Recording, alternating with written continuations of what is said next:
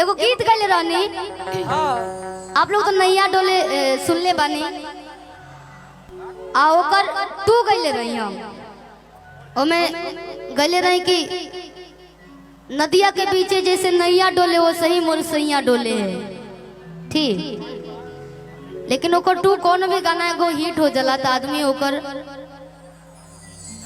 दूसरा वर्जन गावेला तो गैले रहनी एगो गाना हाँ कि बाहर निकलल पेटो तो गोट हो गइले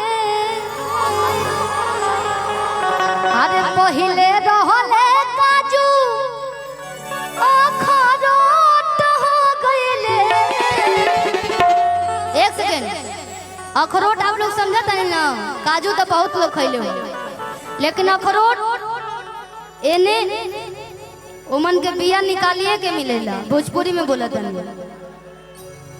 ओकर ओरिजिनल जौन होला भैया बड़ा बहुत टाइट होला और गोल गोल रहेला भैया सीधे कश्मीर में मिलेला ओइ जा एने लोग ओकरा के फोड़ के ओकर बिया खाली पैक करके बेचेला। तो वही तरह उनका राजा जी भइल बने कैसे कि पहिले रहले काजू अरे अखरोट हो गइले अब तो कि नइयो ना डोले सइयो अरे मोट हो गइले कि बाहर निकलल पेटो तो मोट हो गइले।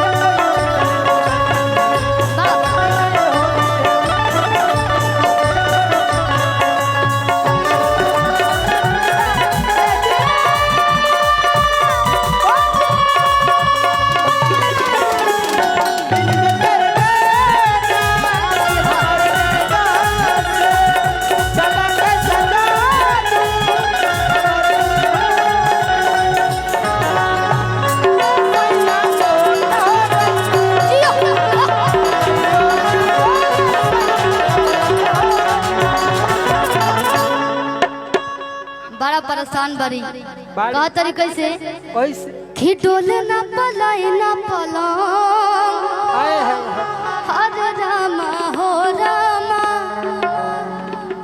एगो समस्या रही तब न कि सुतलो ना बने उनका संग हर रामा हो रामा खिटोले ना पलाई ना पलंग हर रामा हो रामा।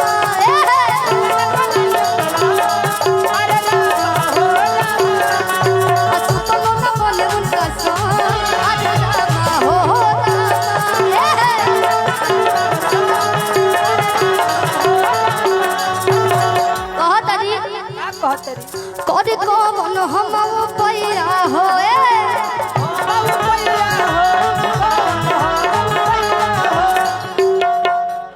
करे कौन हम पैया हो अच्छा लाई कौन दवैया हो कि पकड़ ले जिम करवैया हो दुबरास मोर बलमा विजैया हो।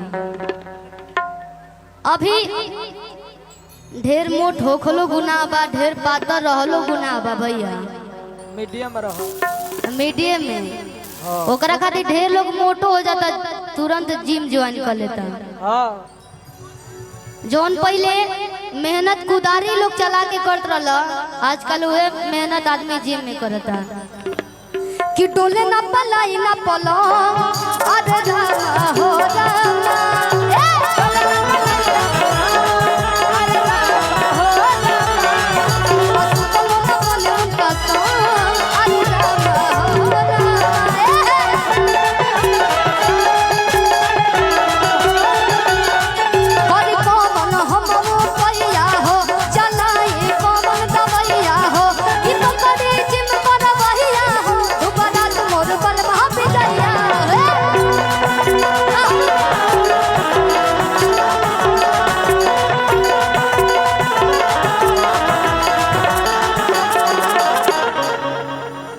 कि पहिले रहले हमका